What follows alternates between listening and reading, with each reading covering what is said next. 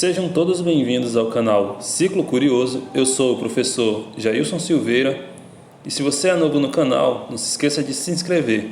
Então, bora pro vídeo. Fala pessoal, no vídeo de hoje a gente vai falar sobre tecido conjuntivo ósseo. E dentro desse conteúdo nós iremos abordar os seguintes tópicos que são: introdução, composição, células, estruturas, classificação e falaremos ainda sobre as funções do tecido ósseo. Fazendo uma breve introdução, o tecido ósseo é um tipo de tecido conjuntivo especial e ele será o principal componente do esqueleto. O esqueleto, junto com a musculatura, auxiliará dando a sustentação e a movimentação desse indivíduo. Falando da composição do tecido ósseo, o tecido ósseo ele é formado por algumas células e também por uma matriz extracelular que a gente pode também chamar de matriz óssea. Dentro dessa matriz extracelular, nós encontraremos uma porção 50% orgânica e 50% inorgânica. Dentro dessa porção orgânica, nós encontraremos colágeno do tipo 1, glicosaminoglicanos, proteoglicanos e também glicoproteínas. Já na porção inorgânica, nós encontraremos íons de fosfato e cálcio. Falando agora das células do tecido ósseo, nós encontraremos nesse tecido 3 tipos de células, que são os osteoblastos, os osteócitos e os osteoclastos. Vale ressaltar que os osteoblastos e os osteócitos eles serão formados por uma célula que a gente chama de célula osteoprogenitora, ou também chamada de célula-tronco mesenquimal. Já os osteoclastos eles serão originados a partir do monócito.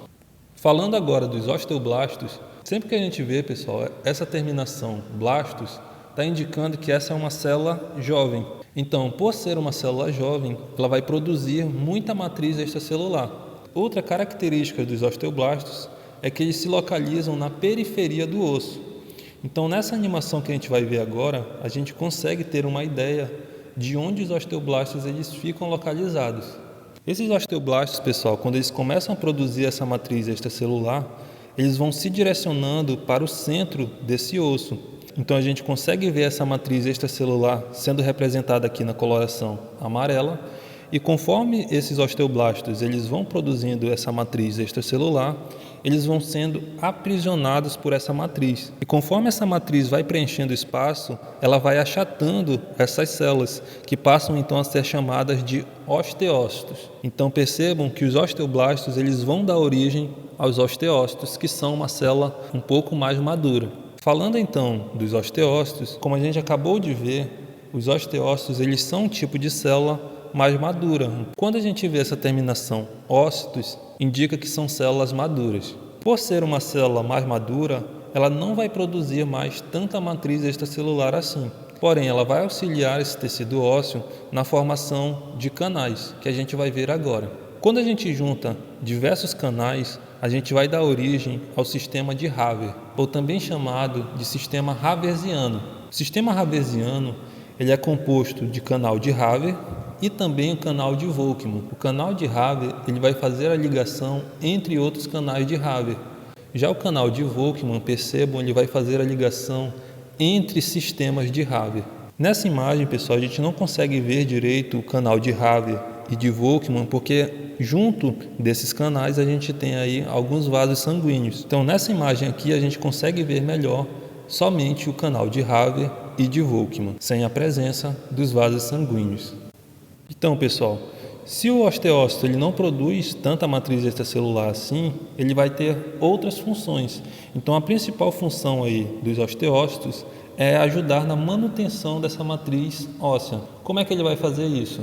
Bem, a gente viu que eles formam canais e é por meio desses canais que esses vasos sanguíneos irão passar, auxiliando na nutrição desse tecido. Além disso, serão por esses canais que irão passar íons de cálcio e fosfato, que irão ser liberados na medida certa, a depender da necessidade desse indivíduo. Falando agora dos osteoclastos, os osteoclastos eles têm como característica ser uma célula multinucleada, ou seja, são células que vão apresentar diversos núcleos.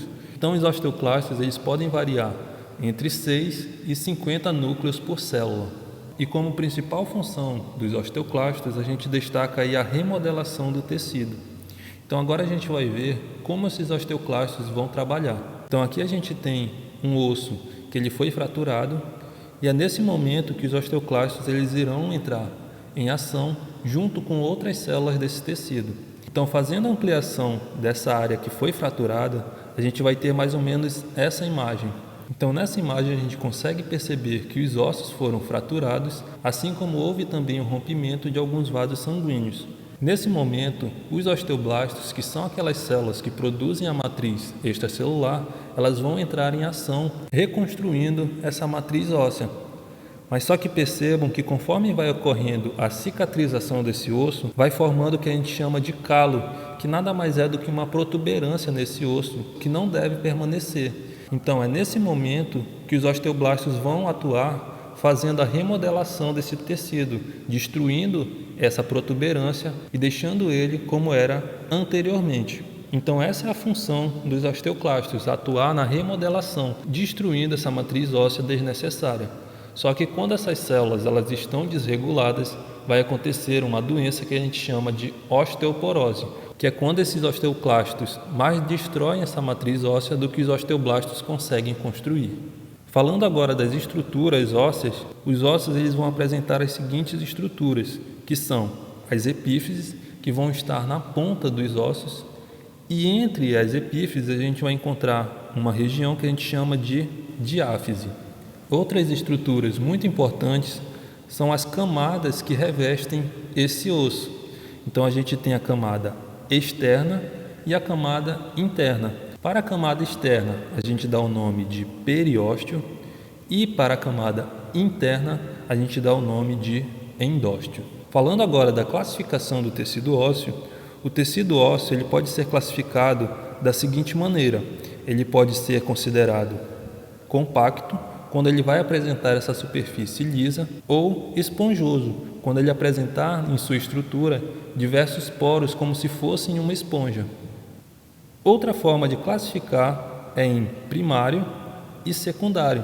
Tanto o tecido ósseo primário quanto o secundário, eles vão apresentar os mesmos constituintes.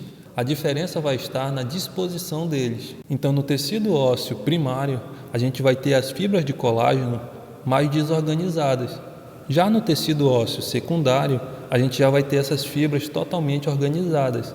Além disso, no tecido ósseo secundário, a gente já vai ter também a formação daqueles canais que a gente viu anteriormente. Outra diferença também do tecido ósseo primário para o secundário tem a ver com essa placa de crescimento. Essa placa de crescimento nada mais é do que uma faixa de cartilagem que, conforme a gente vai se desenvolvendo, ela vai sendo substituída por tecido ósseo secundário. E falando agora das funções do tecido ósseo, o tecido ósseo ele apresenta como funções a sustentação, então é graças ao esqueleto que a gente vai conseguir se manter de pé. Auxilia também na proteção dos órgãos internos, então cérebro, pulmões, coração, todos esses órgãos eles serão protegidos pelo esqueleto. Auxilia também na movimentação, então como nós vimos, o esqueleto junto com o músculo auxiliará o indivíduo tanto na locomoção quanto na movimentação.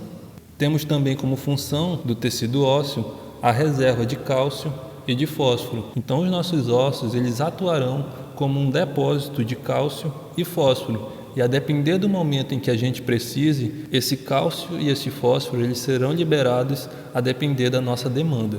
E outra função muito importante do tecido ósseo está na produção de células sanguíneas. Então o nosso osso ele tem uma região específica que a gente chama de medula óssea vermelha, que é responsável então pela produção dessas células sanguíneas.